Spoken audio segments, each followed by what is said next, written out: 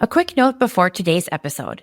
While I'm a professor of nursing at the University of Minnesota, this podcast, Midlife Unmasked, is a personal project and separate from my professional responsibilities at the university. This podcast is intended for informational and educational purposes only and should not be considered professional medical advice. Please consult your own healthcare provider before making any decisions related to your health and wellness. In keeping with my role as a nurse researcher and educator, I'm here to bring evidence-based information to improve overall health and well-being. It is my goal to be a trusted source of information and to build this community where we can all learn, grow, and share together. With that said, let's jump into today's conversation. Hey Midlifers, welcome to the Midlife Unmasked podcast. I'm your host, Robin Austin, a nurse researcher and educator, and your guide to navigating everything from healthy aging and wellness to big stuff like caring for aging parents, mastering work-life balance, and discovering your next great adventure. So are you ready? Let's do this. Hey Midlifers, welcome to our show today. I'm honored to be able to bring you this episode, 24 Days Without You, A Mother's Story and a Movement for Change. Today we welcome a special guest, Annie Sterle, who is a maternal health advocate, a speaker, and a filmmaker dedicated to improving outcomes and experiences for mothers and their care teams. After surviving amniotic fluid embolism, or AFE, a rare and life-threatening childbirth emergency, she left her corporate career to focus on advocacy, storytelling, and systems-level change. Annie currently lives in Minneapolis with her family, and we are truly honored to be able to bring this story to you today. Hi, everybody. Welcome to our show today. We are so thrilled. We have Annie Sterle here today, who is going to share with us her amazing story of resilience and motherhood. And we are just absolutely thrilled that you are here to spend this time with us today. Before we do dive in, I just wanted to have a few bullet points around the status of maternal health in the United States, and just to kind of put things into context for what we're talking about today as well. Some people may be familiar with some of these statistics, some aren't, but I just wanted to use it as a kind of a setting the stage for our conversation. And so we're talking about maternal health, which is a huge topic in the United States right now. And also, I think what people may not realize is that as a developing country, the United States does not rate very well when maternal health outcomes. And so just for an example, is that the US has the highest maternal mortality rate for developing countries, and that our US ranks 55th worldwide for maternal mortality, which is surprisingly even worse than many of the middle income countries in this world. Also, our country is not without racial disparities and age-related health risks when it comes to maternal health. And also what we'll be talking about today is the amniotic fluid embolism incidence, which is quite staggering. And so we'll be sharing more details about that as we get into our conversation today. The other piece I wanted to bring up, and what we'll probably talk about at some point, is the maternal care deserts that happen in our United States right now as well, is that specifically about over 35% of U.S. counties have no obstetric provider or a facility, which I think that was in 2022. And I'm afraid that may have gotten worse since then. But in putting it in actual numbers, that leaves about over 5 million women without care in this country. It's specifically related to very immediate action-oriented maternal care. So just kind of setting the stage, I don't want to be the downer, but I just think it's important to really understand what's happening in the context of maternal health in the United States. So we're so, again, thrilled. Thank you for being here, Annie. I am just excited for you to share your story. It's such a powerful, moving story. I think everybody will be able to relate at some point to in some aspect of it. And so most people may have never heard of amniotic fluid embolism. I remember, I think I heard about it in almost in passing through my nursing career, education. But can you provide a synopsis of what AFE, or amniotic fluid embolism, is? And then also share how you were impacted by AFE. Yeah, of course, Robin. First of all, it's a pleasure to be here. Thank you for having me on the show. So my name is Annie Sterle, as Robin mentioned, and I experienced an AFE in March of 2020. Amniotic fluid embolism is a little bit of a misnomer, actually. So when it was first discovered, the belief was that it was caused by amniotic fluid getting into the maternal circulatory system and forming a clot or an embolism. We've since discovered that that is not what's actually happening physiologically. So amniotic fluid embolism happens, yes, when amniotic fluid gets into the maternal circulatory system, but it's important to note that happens all the time in normal deliveries. So that's not something that we're trying to protect against. That's a very common occurrence. But in a very small percentage of women, we're talking 1 in 40,000 deliveries, or 0.0025% of deliveries, short straw. that event or the amniotic fluid incites this kind of catastrophic response in the maternal system. So think of it like a really bad bee sting. Mm-hmm. So it's much more similar to an anaphylactic response than a clot. And what that causes is respiratory failure in the mother. That respiratory failure tends to lead to cardiac arrest in most AFEs, not all. And then simultaneously, the mother develops a condition called DIC, or disseminated intravascular coagulopathy.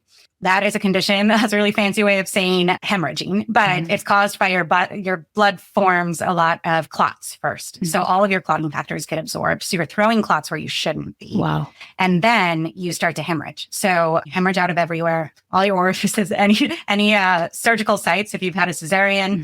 Mm-hmm.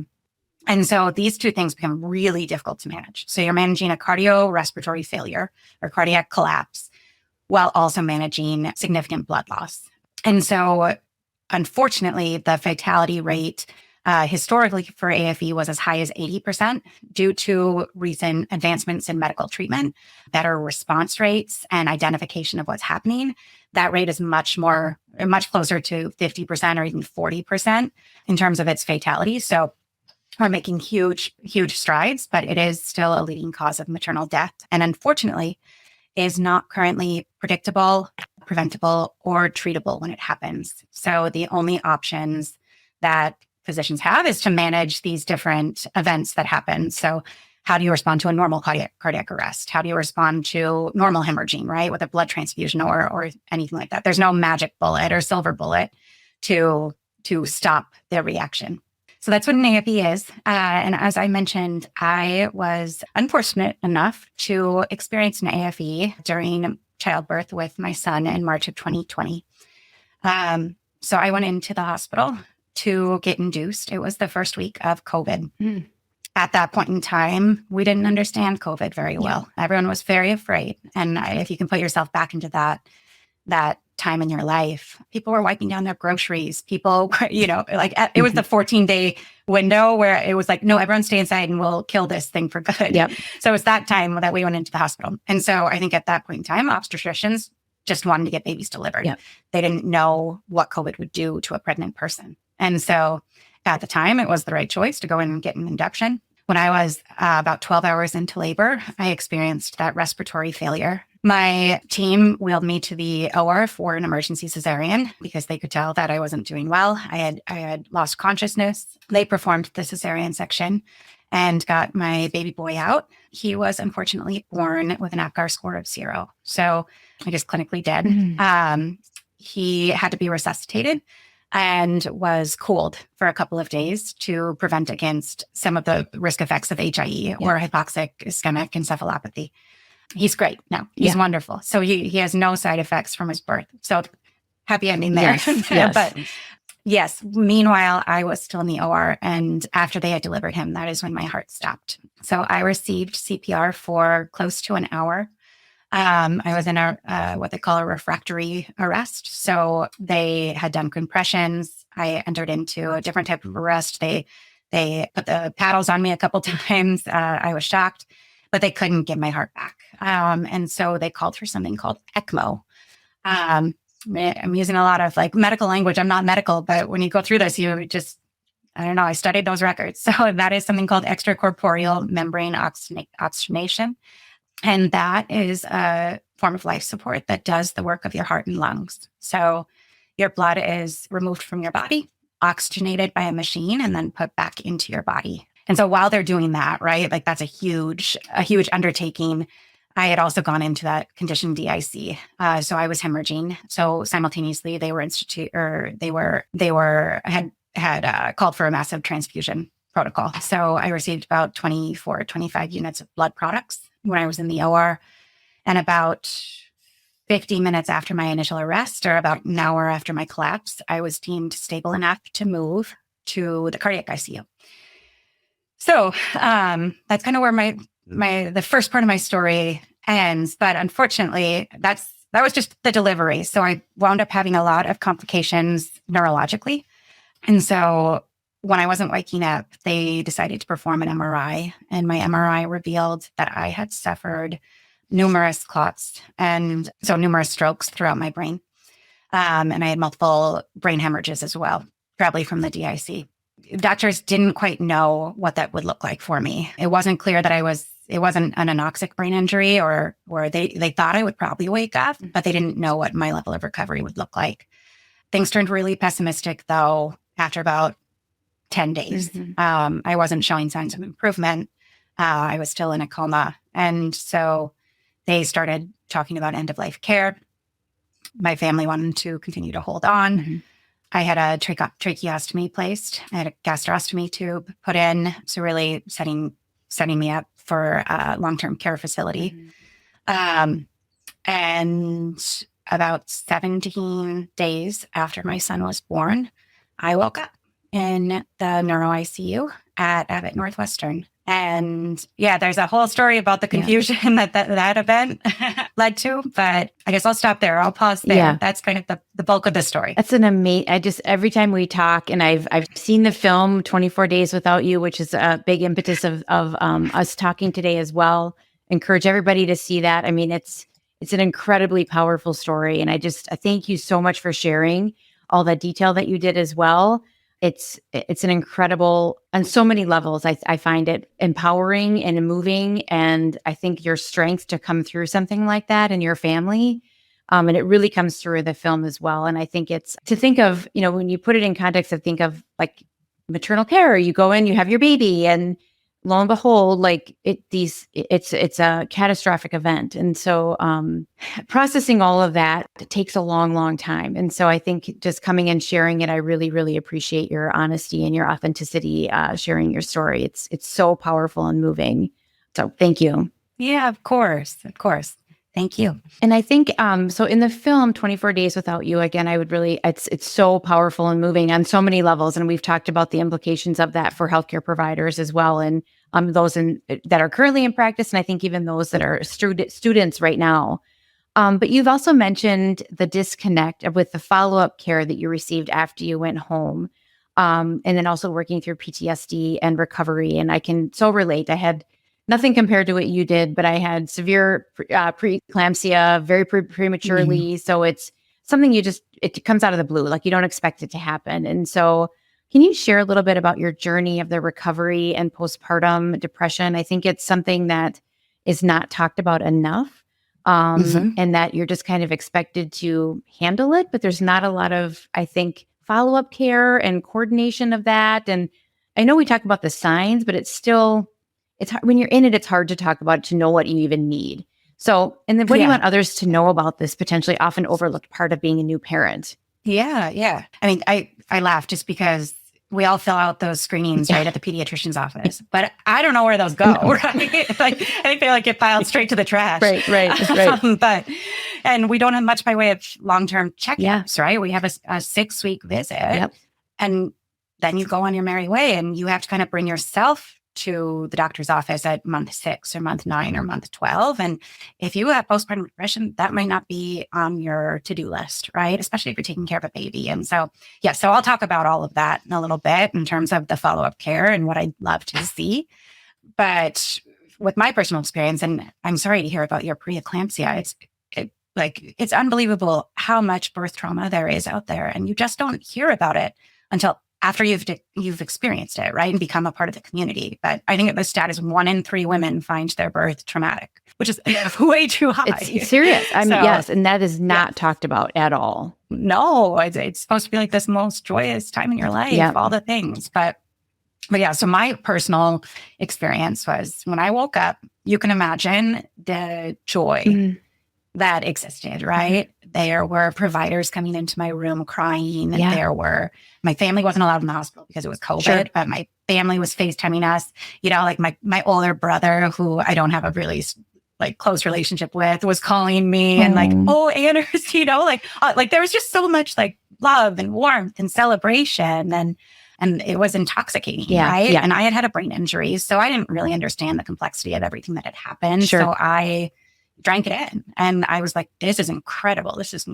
I'm a miracle. I'm so grateful, all the things. And then I had to go home, or I got to go home. But when I got home, that kind of throng of jubilation left. And it's not anyone's fault. It's just how life works. You can't live in someone else's trauma forever, right? And so the reality of the situation began to hit me, where this was my life and this was something that I had to live with for the rest of my life. I had always wanted to be a mom, and I had always wanted more than one kid. And not only did I miss the moment I became a mother, and not only did I miss doing all those first things with him, his first bath, or his, understanding what pacifiers he's going to like, or any of those things, but I was continuing to miss those moments, because when I got home, I was not able to walk upstairs on my own. I wasn't showering myself. There was no way I was going to be taking care of a baby.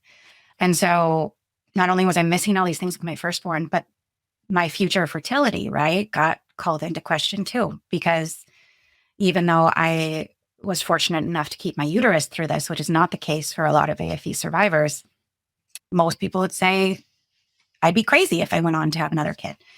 And so all of a sudden, these dreams too of having a big family went out the window, and I became angry. I became so angry, and I became so sad, and it just no longer able to access any of that gratitude or any of that joy. Yeah. And I think one of the other things that began to hit me is I was trying to act normal, right? That's what people want you to do. And so in talking to other mothers, other new mothers, right? Basically everyone I know has experienced, to the best of my knowledge, like walking into the hospital, having their baby, and leaving the next day or 2 days later, maybe 4 days later, right? Mm-hmm. If they had an unexpected cesarean. But I couldn't relate to that. Mm-hmm. And now that I was in the postpartum period, they were all talking about the sleep deprivation from their baby. And they were talking about the stress or their troubles with breastfeeding, right? And I didn't have sleep deprivation due to a baby because I wasn't allowed to take care of my baby. Mm-hmm. And my husband was the one who was sleep deprived because he was doing all the nights. And I didn't breastfeed because I was lying in a coma and my body couldn't produce milk after all of that. And so I couldn't relate to even just like the typical postpartum mom struggles, right? So I just didn't know how to exist in this club of new motherhood. And I'd seen mothers with their babies, and my brain automatically would think to the moment their baby was born and what that was like with their partner and getting to see their baby for the first time. And so I create these scenarios in my head, right? And it just made me feel in many ways like I wasn't a mother, and, I never would be. And then you think about outside of the new motherhood circle, I know that people mean really, really well, but a lot of assumptions get made. I don't know if you experienced this too with your experience, but enjoy the newborn snuggles, or, oh, the time goes so fast. Oh, I wish I could go back. Oh, the best time of my life, right? And those assumptions create a lot of shame if you don't feel that way, right? I should be feeling a certain way about what this new motherhood is. And, my relationship with my baby and all of these things. And then the unfortunate part of that is this shame then creates further isolation. Yeah. And so you're sad, you're lonely, you're angry, you're isolated. And to me, the great shame in all of that is you need community to heal, to get through something like this, right? And I've done a lot of grief work, and David Kessler is a grief expert, or I don't know exactly what his title is, but he talks about the fact that grief needs witnesses. And so if you don't have a community of people who can witness your pain and validate everything that you went through, and instead, everyone's saying, oh, this is the greatest time in your life, having a newborn baby is so wonderful, then you don't get to heal. And you don't get to access that gratitude again. And you don't get to see the light in all of it, right? The only way to get to the other side is through and hopefully with someone. So I had a lot of postpartum depression for a good while. And rightfully so. I think that there's so many factors that play. I mean, like you said, lack of community, lack of understanding. I remember feeling like, okay, well, you go home now and you just kind of move on. Don't think about it. Kind of like, you remember filling out those forms about checking to see if you have postpartum depression. And I wanted to write on there, I have postpartum trauma. What? It was I can relate to, like, you should feel normal, but you don't. And I think you have this experience where, like, I was on bed rest after, same with, you know what I mean? Like, Cooper was my son was in the special care nursery. Like, it wasn't this normal, but then you're supposed to go home and pretend like things are normal. And it's not, like, and so I thank you for sharing those details. And I think it's being able to put a name to it, I think, for women as well, that it's not everybody is going to have this perfect idyllic experience of, like, we want to have it. And so your experience is your experience, and you should be able to acknowledge your feelings, at what you're feeling at that moment. And if it's not perfect, it's not perfect. And that's so okay. But yet we still just don't acknowledge that part of it, or say it's really, really hard. And I should be looking at the Instagram pictures and everything else, it should be this wonderful thing. And when you're not feeling that, or you get really good at compartmentalizing, which is not the healthiest thing to do either. Oh, no, I was just going to say, and one of the things I did is, to kind of to your point around, like, I have trauma, or I have this, is I made the assumption that I could not have postpartum depression, because that is a different clinical problem. What I had was, like, awful and terrible, right? Like, anyone who experienced what I had would be sad. That's normal. Yes, yes. Like, that's not just postpartum. That's going to minimize what I feel and what I went through. Yes. But you use the same tools, right? Like the sadness and it ultimately is postpartum. It was depression in the postpartum period. Yep.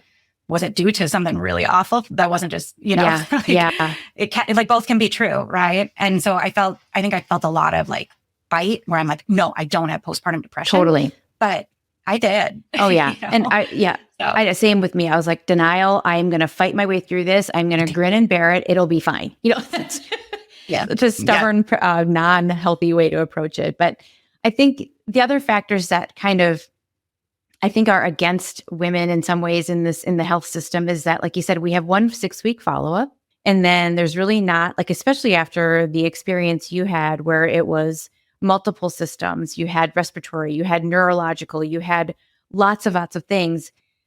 We need, like, some serious wraparound services around how to manage a lot of these other complicating factors, let alone just the tools to deal with all of that. And that's, I think, is such a gap in our healthcare system. You're just expected to go home. And we've talked about this before too. I remember leaving the hospital, like, with my son. I'm like, is someone going to stop us here? Like, we're leaving now. Help. But it's literally like, see you later. You're out the door. Bye. Kind of thing, which is so unfortunate that they're trying to get a better grasp on it, but it will take a long time. But your thoughts on just kind of that follow-up period, I think, are so enlightening. Yeah. I like think about in the AFE community, right? Just like you spoke about, between respiratory, cardiac, neurological, obstetrics, whatever, we need a quarterback, right? And so I showed up at my primary care doctor, right? And technically a quarterback, right? Like, I'll refer you here, there, everywhere, but the overwhelm, right? When someone with my history shows up, anyone would feel that. Where it's like, you got to go to all these guys. I don't know, but like just someone who can really quarterback care on all fronts, where you have one point of contact when you are leaving a hospital and have had all these different systems fail, and you're going to go home and you're also going to try to take care of a baby too and get back on your feet. Like, you need a point person who's familiar with your case and can, like, connect some dots for you. Yeah, I would agree. So to me, your story is that, one, heartbreaking, but also extremely inspiring. Just your resilience and your ability to share it, I think, is so critical. And so can you share how this experience has really shaped your perceptions of motherhood and also resilience? Yeah. It's funny. I feel like because my experience is just so out there, right? So visibly and dramatically painful, it has almost given me the license to acknowledge that motherhood is hard. Yeah. And I don't feel like most women feel the permission to say that, even though that is true no matter what. Yeah. If you had a perfectly normal birth, motherhood is, I don't know if we can swear on your podcast. Go for it. Effing hard. Motherhood is fucking hard, right? And I shouldn't be the only one who gets to say that, just because my experience was so awful, right? I guess in the context of trauma, obviously it's hard, but every woman has something, right? Like, whether you've experienced birth trauma like I had, but maybe you dealt with infertility coming into it. Maybe you dealt with a child loss, right? The pain of that. And now you're tasked with taking care of these little people, right? And you want them to turn out into good, kind, loving people, but you're carrying your own baggage, right? Too. And so you're trying to suppress that and do the best you can to shape these little people. And particularly in the postpartum period, that you might just be surviving yourself.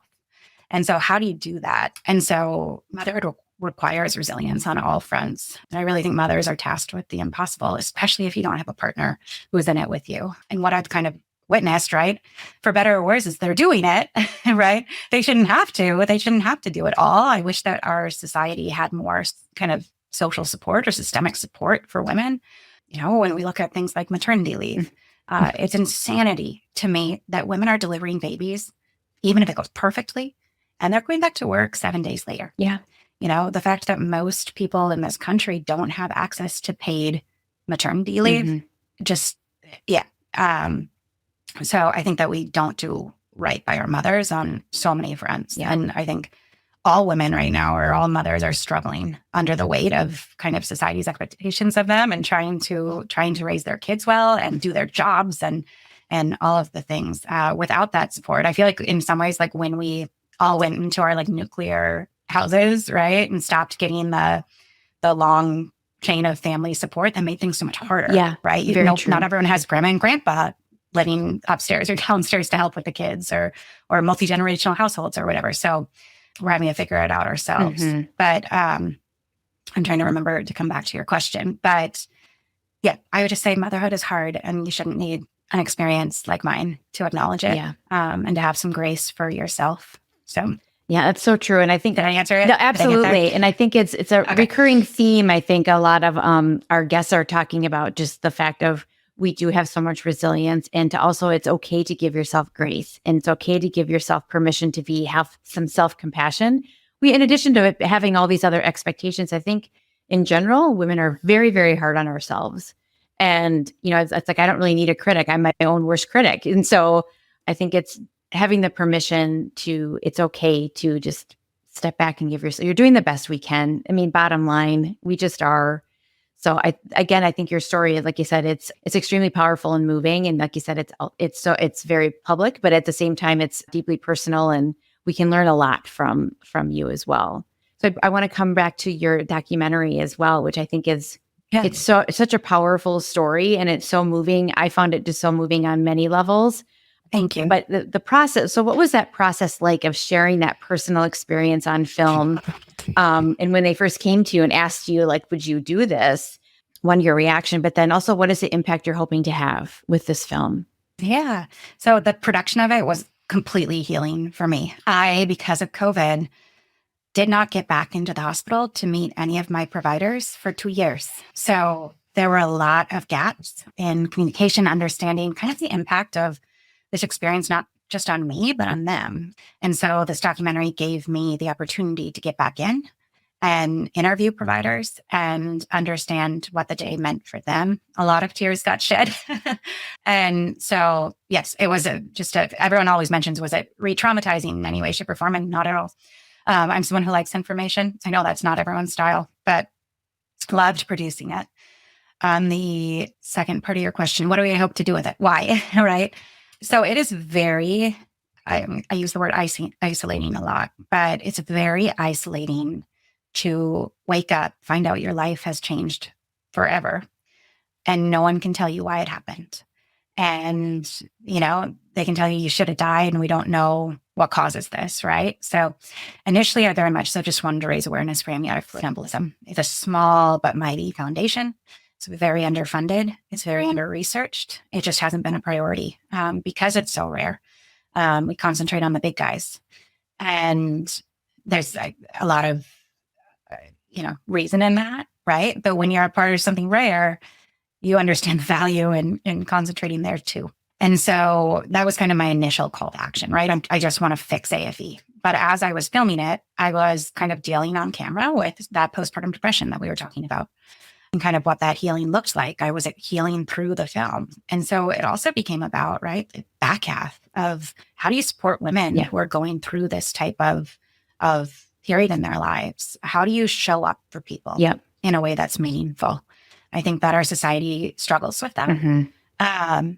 And so just being there, right? We want to show the value and just being there, saying what you're going through is really hard. Yep. And I'm here with you. Yeah. I'm in it with you. We don't have to talk about it. I'm not going to ask about it. And I'm here if you want to, right? So kind of that definitely as a call to action for community. And then more clinically, right? It's that preparedness for AFE if you're in the clinical space. And then also, how do you talk in a trauma-informed manner to your patients, right? Everyone was human, right? In my scenario, I don't have anything negative to say, right? Yeah. Everyone was showing their own emotions. But if someone had told me like, this was awful and I'm so sorry that this happened to you, and it's probably going to result in XYZ emotions in a few weeks, in a few months. If you want to ever talk to anyone, this is who I recommend you talk to. Yeah. Or, just any of that in terms of how you respond to people who have gone through a significant event is definitely kind of another call to action of the film. And then on the policy side, really it's just how do we ensure that the mothers aren't slipping through the cracks, right? Whether it's in more postpartum follow-up visits, whether it's a nurse visit in home on month 1 or month 2 or anything. And then, I think that's mostly it. I mostly just want people to hold my favorite phrase is I want people to hold mothers or new mothers in particular as tenderly as we hold their newborns, and show up for them too, because they're going through a lot. Yeah. I love the, a couple points too, is the trauma-informed care. I think I've been hearing more and more about that in various settings, but I think it applies so specifically to this setting for maternal care, but also women's health in general. I think there's a lot there that's really been not acknowledged, which I think has a cumulative effect, if you will. I don't have the hold on evidence on that, but that's just my hunch. And so I think that starting with maternal care and having that approach, I think it's kind of my thought now. It's everybody has some sort of trauma, and to inform it in a way and approach it in a way that's just, and trying to normalize it, where you don't have to feel so isolated. Yes. I think is a great thing. And so I really appreciate your insights into that as well. I think it's, like you said, the humanistic part of all of it. I think you're doing the best you can. And I think as healthcare providers, like you said, trying to inform them as well to be prepared for, and how do you, for follow-up visit. This is what I was going to say about policy, is that it feels like the funding is getting less and less, or the policies are getting less and less. However, to improve outcomes, which is the United States is not great. At the very beginning of the show, I mentioned a few of the statistics around outcomes, that having just one more nurse visit, I think, and having these, like you said, in 2 or 3 weeks, you might be experiencing XYZ. This is what we're going to do. And having it already pre-established, where I think a lot of women at this, like, I didn't know what I needed at all. I didn't know that and I was just trying to grin and bear it. And so having it already pre-established, this is what you're going to need. Here you go. And so I think that it's such a cost-effective move, and I think could really push the needle very, very far in improving outcomes. So amazing points. So thank you. Yeah. And I think about too, my husband was incredible. Like, when you talk about choosing someone to marry, choosing someone to have a baby with, you never think about this type of scenario. And I lucked out in that regard. So many women don't have that support system, right? They don't have that partner who's there helping them take care of their baby in that situation. They're just alone, right? And maybe they don't have a big family. And so, yes, having someone show up at your door because you can't make it to the doctor's office with a newborn, or you're too scared to get in the car.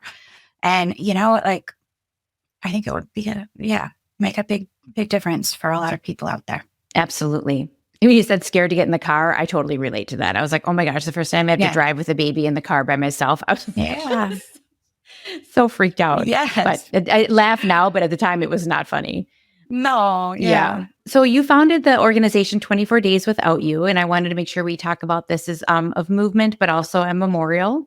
And so really what inspired you to turn this kind of your experience into really public advocacy? And we did talk about some policy pieces. And also I want to make sure we share with the audience, where could they request to see the film? I made the film really to kind of make meaning of what happened. Mm-hmm. I think that's one of the stages when you are going through your grief, right? Mm-hmm. Once you feel like you're through it, you want to make meaning of it. I wanted to honor the women who aren't here to tell their stories, but also be very sensitive to the fact that, quite frankly, at the end of the day, this is a woman who got to survive, who gets to talk about how hard it is to survive. And so I'm very I think, aware of that and maybe a little bit just self-conscious of saying that as a reason to make a film when also you have this, I'm like, you're allowed to be sad, but you're not allowed to be sad in my own head. Totally. type of deal. Yes. So, God, humans are tough. I know. And the thing is both can be true at the same time, and that's okay. Yes. Right? Yeah. Yes. But, if we think about it more so in terms of those women should be here to fight to end this, right? And if they don't have a voice, I want to use mine to do whatever we can to make sure that future moms don't run into this. I'd love to live in a world where AFE is maybe not preventable, but it's predictable. And so we know what type of women or which pregnancies are at risk for AFE so that you can be in the right hospital setting, right? You can have all the staff there and on hand, or maybe it is something that you can make preventable and we just don't realize it or know it yet because we haven't done the research. My favorite thing when I was digging into all of this is spina bifida also wasn't preventable. Right? Until we understood it. And now every woman takes folate, in that, I think that's the one. Yes. Yeah. And so maybe there is, can we put women on a certain course of something if they're susceptible to AFE and make it preventable? So I think that would be a huge outcome. And you need you can't change anything if you don't know about it. So I think there's always uproar when it comes to a woman sharing a scary story about her birth. Right? Like, don't talk about it. Don't want to. Right. But you can't change something that no one knows about. And it doesn't mean, by not talking about it, it doesn't mean it's going to happen to you. And it also doesn't mean that it's going to stop happening to you. Right. But it can mean that we work really hard and we do the research and we collect the data and the specimens and we do save lives 20, 30, 40 years from now, right? And so you have to use your voice to share your story in order to make that a possibility. Because if you stay quiet, nothing's going to happen. And so I thought the film, when I got approached, was going to be a very impactful way to raise that awareness that we needed. That's amazing. And I think of your story too, is like you always, I don't know the proverb, but you, with a stone in the water, you see the ripples. And like you said, it's just the continuing to do the work and it will ripple out. And hopefully 20, 30 years down the road, we will have, and I think with the power of data and AI and some of these other, potential tools, that will have a more power than what we had previously as well. And so I think that there's hope with some of these conditions, and bringing awareness to it is a big part of that as well. The other aspect of this, which I really, we've talked about before as well, is having this experience in this type of a film and your organization to really educate health providers. As I said before, I think my nursing education, it was like maybe a minuscule part of my overall training. But no. It really, and because it was rare and it was over here and there you go. And unless you kind of go into labor and delivery nursing or you specialize in maternal health and those kinds of things, which that was just not my expertise. But I think just bringing awareness in general to healthcare providers to how to be better ready for it, better to, kind of be train for it. Like you train for the scenarios as an OR nurse, we train for various scenarios all the time. So similar, I think it's being able to use this as an experience for healthcare providers and their education will be fantastic. Our website is 24dayswithoutyou.com. And we are arranging screenings for conferences, hospitals and clinics, educators, so nursing schools, medical schools, and then also community screenings. So whether you want to host an advocacy event or maybe just a maternal health, anything, Friday movie night, you would request a screening on our website. Fantastic. So. Great. And we'll make sure to put some of this on our website as well in our show notes. So I was going to say, in your advocacy work, what are the biggest challenges and the most meaningful moments that you've seen? You've connected with the AFE community, which you've said. And so what has that been for you to connect with others AFE survivors and their families? I would say you just don't know about all of these terrible things in the maternal health community, right? Until you're in it. And so my eyes have been opened up to all of the things that go wrong in childbirth, because that's my specific niche or niche. Yeah. But so that has been hard, right? Seeing all of the terrible outcomes, all of the complications that can arise, getting to meet and talk with grieving families, obviously a privilege to be a resource for them. And it's hard to hear that women have been lost, right? And so I would say that is a heavier part of being involved in advocacy, is you are so much more aware of all of the grief in the world, right? It's not that I would undo it or want to walk away or turn away from that pain. I learned very clearly, like, no, you show up. And it can be hard to be a part of a lot of the heaviness day in, day out. But you also get some of the coolest people in the world. Yeah. When you put a bunch of people who have been through this together, some of the strongest women I know are a part of this community. And I've met some of my best friends. Yeah. And, one of my best friends, she's in the documentary, she showed up for me in the most impactful way when I was going through all of this. And so it also just gives you access to just incredible people who you would not have crossed paths with otherwise. Yep. It opens up your world a little bit. And I think people who have been through tough shit are awesome. Yeah. Are really great. 100. There is a grit there, and there is a resilience there that is just, it's unbelievable. And I think too, like you said, knowledge is power. And once you see it, you can't unsee it. And so I think and there's power and healing in that part as well. I think it's, so thank you for sharing all of that. I think it's very, very true. And so for, I think, listeners who want to honor your story and others and support more safer maternal health outcomes, what actions would you recommend that they take? And so it could be policy, it could be education, it could be support. I think people just, when they hear stories, or maybe they relate to some aspect with their own experience, what are ways that they could get involved is one question. And what do you wish more people, especially expecting parents or healthcare providers, would understand more about rare maternal health crises? So I would say one thing to note, and I always like to share this because it gives people perspective when they think about getting involved, what they want to support. I came into this experience with an immense amount of good fortune. I was financially stable. I had a supportive husband. I had family members who were physicians who worked in the hospital where this event happened. I had an employer who offered very good short-term and long-term disability policies. And I had really good health insurance. It was all of those things made my experience so much easier. And it was still so hard. It was so hard in spite of all of that. And so there's a large cohort of women who don't have access to one or any of those things, right?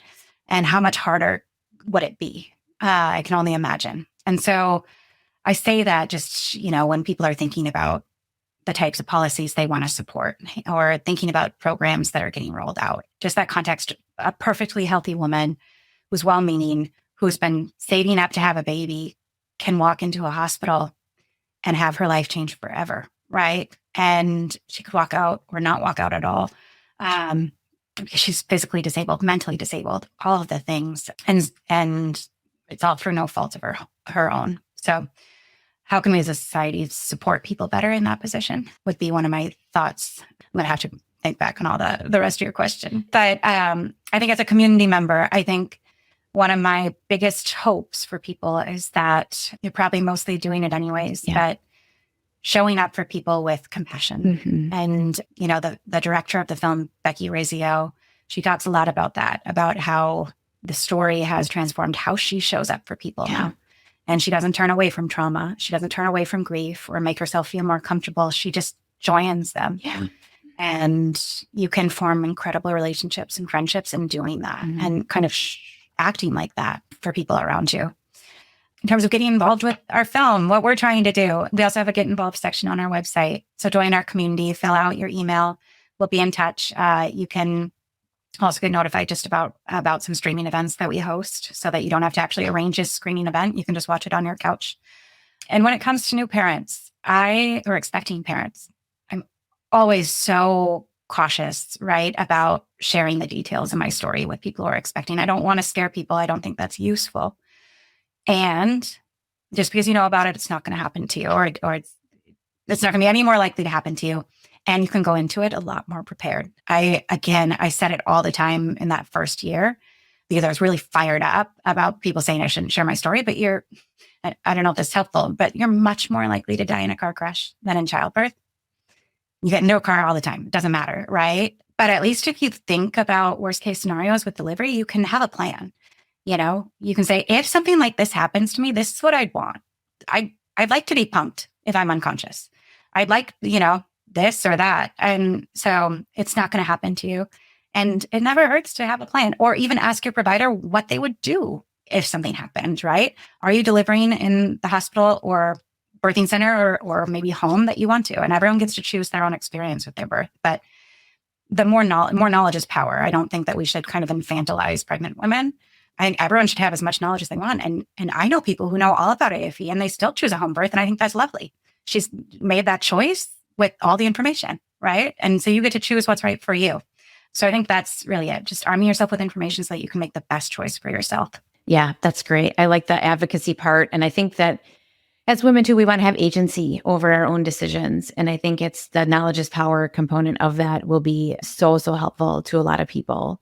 And that goes for a lot of other health conditions as well. You want to have agency, you want to have ownership, you want to be able to make your choices as you see fit. Mm-hmm. But you have to have the conversations as well. Yes. And to not turn away from that because it's hard or uncomfortable. So great advice. So what is one final piece of advice that you would give every woman preparing for a vibrant, empowered life? I think coming out of this experience, life is short. If you've made it to midlife, that's such a blessing. And I think it's to let, as best you can, some of the daily stressors roll off your back and seek moments of joy. I think midlife is a particularly busy time for a lot of people. Maybe your kids are in high school or college or otherwise, and to just try to slow down and soak it in, right? I think family and friends and the connections you have here are ultimately the most important, right? And so to not get sidetracked by all of the other priorities and responsibilities and all the things, and really invest in relationships would be my advice. It's great advice. Thank you so much. And I thank you again for sharing your story. This has just been so powerful and impactful. And I think people can relate to many aspects of your story and conversation. And I'm so proud of the work that you're doing and your film and your organization. I think it will do a lot of good for many, many people, and also hopefully have an impact in the healthcare community as well. So thank you for your work and you're sharing your story. And I'm so proud that everything it's going well and that we have a good outcome. So Thank you. Thank you so much. Thank you, Rob.